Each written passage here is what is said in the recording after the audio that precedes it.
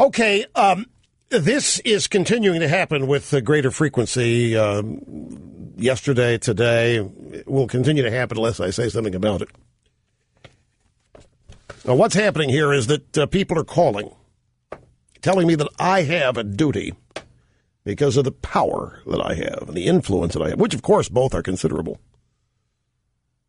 to pick someone right now among the conservative Republican presidential candidates. Pick that person, get behind them, and push him over the top. Now, each person that calls, it's very interesting, tells me I should pick their guy. One guy says Kane, one guy says Perry, one guy says Bachmann. I do not endorse candidates until I'm ready to endorse candidates. If I felt comfortable endorsing someone right now, I would. I do it when I personally feel like I can. And I've not decided who I support among the conservatives. And when people call here who have already made their decisions and insist that I make a decision, what they're really saying is that they want me to back the person that they like. I understand that. Now, here's a fact for you, and I mentioned this at the top of the program today. 70% of the Republicans polled are split all over the map, but they know that they do not support Romney. The reason is simple. Romney is not a conservative. He's not, folks, but you can argue with me all day long on that, but he isn't. What he has going for him is that he's not Obama, that he is doing incredibly well in the debates because he's done it a long time. He's very seasoned. He never makes a mistake. And he's going to keep winning these things if he never makes a mistake.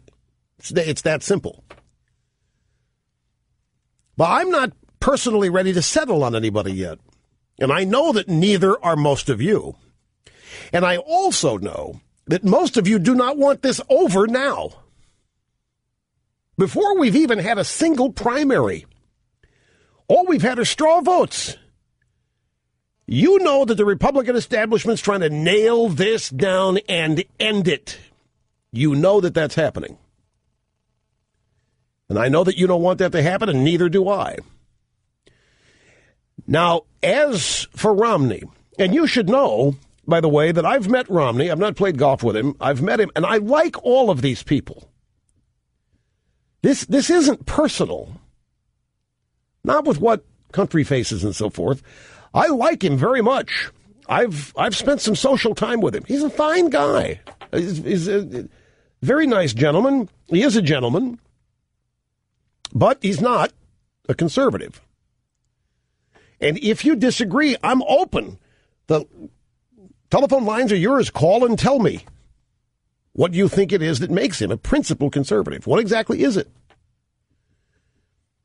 There's something that he has said that shows conservative principled leadership. What did he say? I'm open to it. Now, we're told that governors are better than legislators when looking for presidents for a host of reasons. Legislators are filled with ego. They're surrounded by yes men. They're not executives, and they're one of many, and the buck never really stop with them. Governors, it's just the exact opposite. But when we look at the record and we bring up Romney care, we're told, well, that's because he was a governor. But as president, he wouldn't do any such thing. What? What do you mean he wouldn't do anything? He did it. The point. He has positions as governor. Make it obvious he believes in the concept of man-made global warming. Yeah, but that was his governor rush. As a liberal state, he had to do things to get elected. There's going to be a lot of liberal pressure on whoever our president is. Media, Democrat members of Congress, that the media is going to fawn all over. Every night you have Harry Reid and Pelosi on camera commenting on what the new conservative president's doing. There's going to be all kinds of liberal pressure. on whoever our next president is. It's a Republican conservative. The Romney Care Healthcare bill has individual mandates. And they're wrong. Individual mandates are wrong whether they're imposed by a governor or a president. Governor McDonnell of Virginia has not done what Romney did in Massachusetts, and neither have most other Republican governors. Governor McDonnell of Virginia is running a very small deficit, budget surplus, in fact, I think. His unemployment rate in Virginia is way down. Nobody talks about him for the presidency because he himself has not put himself out there for it. But most Republican governors are not having to fall back on the federalism argument to justify what they did. Well, it's states' rights. We're laboratories that we can do whatever we want to do. I wouldn't do it. Of course, at the federal level, I wouldn't do it. As a governor, we're going to experiment with things. And the reason that they're not falling back on federalism is because as governors, they didn't make terrible policy decisions that they now have to justify. So if we are going to look at a governor's record, what exactly do we find? Then there's man-made global warming.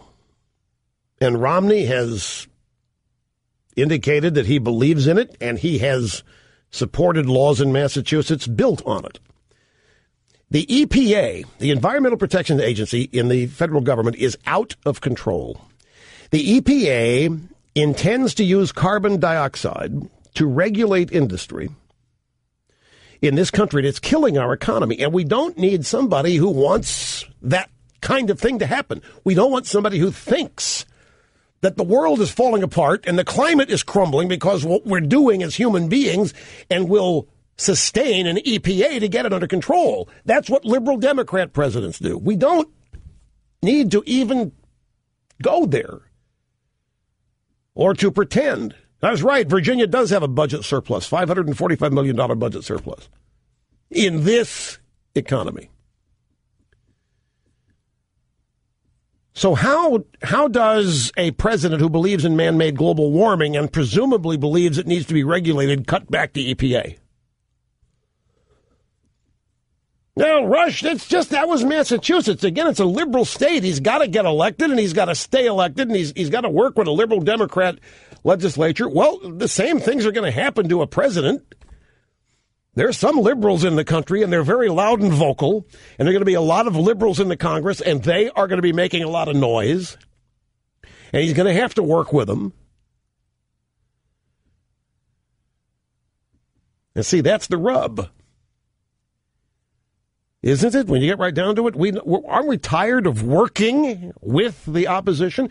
And aren't we tired of saying that the number one qualification for our nominee ought to be the ability to work with our opponents? Isn't the point to defeat them? Isn't that what the election results of 2010 were all about? Didn't the American people send a signal loud and clear in November 2010? We don't want Obamaism. We don't want liberalism. We don't want to cross the aisle and work with these people. There's nothing Chuck Schumer advocates that we want part of. What's going to happen on immigration? Right now, as we speak, Republicans and Democrats in the Senate are working together on a comprehensive immigration plan that they hope to be able to get passed. That will essentially be amnesty. They're hoping to avoid that word being attached to it.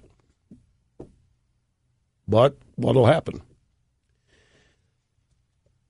This isn't 30 years ago or 40 years ago where the deficit was too high and out of control. We have reached a tipping point here. Now, I know that you, members of this audience, typify the American people, and you are way ahead of the Washington establishment. Here, let me ask you this. The Republican National Committee, when is the last time that you saw an ad or anything sponsored by them attacking Obama, what he stands for, setting the terms, defining the parameters of the upcoming election. You haven't. They're nowhere near caught up with us where we are and how we view the future of the country and the dangers that lurk not around the corner, but right straight ahead. It's not the day for the politics of old where you just share power every 4 or 8 years with the other party and act congenial with one another, and that's the D.C. establishment. They all live with the understanding they're going to win some, they're going to lose some, and but the other side plays that for all it's worth. They make us think that they're part of that mindset, but they're out to destroy everything we believe in. They're out to destroy the people who personify in politics what we believe in. And I don't mean just destroy them at the polls. I mean they're out to destroy them personally. Lives, character, you name it. The evidence is there each and every day.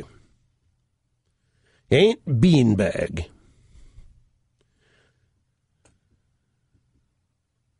I just don't want a president that's going to think the EPA ought to be empowered to act on a hoax,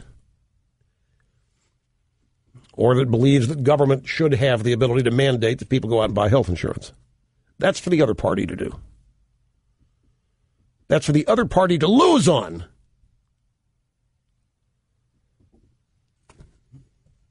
And they must lose on it. Future of the country hangs in the balance. Here's what Romney said back in June. And it's typical of his comments on global warming in general. He said, I don't speak for the scientific community, of course, but I believe the world is getting warmer. I can't prove it, but I believe based on what I read that the world is getting warmer. And number two, I believe that humans contribute to that. I don't know how much our contribution is to that because I know that there have been periods of greater heat and warmth in the past, but I believe we contribute to it. And I remember having a cow that day when he said it, and I cringed. And I was surprised this didn't come up last night. Some of this stuff makes me think that the second tier really doesn't think they have much of a chance and that they're running for president for something else. You know, it's great to go on television after this campaign's all over with the moniker former presidential candidate under your name if you're guesting on Greta or some Fox show or anywhere else. Former presidential candidate Herman Cain. It's a status element. I don't, you know, the only point is that there are vulnerabilities with Romney, and they're not going after him. Plain and simple. Didn't come up last night. Fully.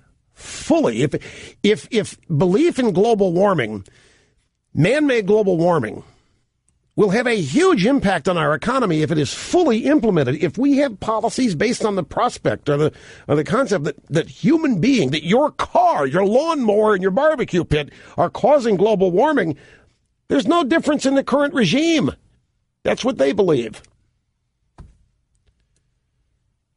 And meanwhile, the media establishment attacks Romney anyway for it, for being too timid on the subject. That quote of his I just read, that's too timid. He's not fully committed here. And then some of those candidates might be running for Romney's VP slot. Some people thought that Romney really set Michelle Bachmann up for that last night by asking her a real softball question that elevated her. You thought that? I think a lot of people thought that was all about Romney knows he needs a Tea Party. So get a Tea Party person on the ticket, maybe. Michelle Bachmann, or at least be nice. Play nice to Herman Cain, too. Playing nice to Herman Cain. So, yeah, exactly right. That's one way of looking at it. Just kicked it out of bounds.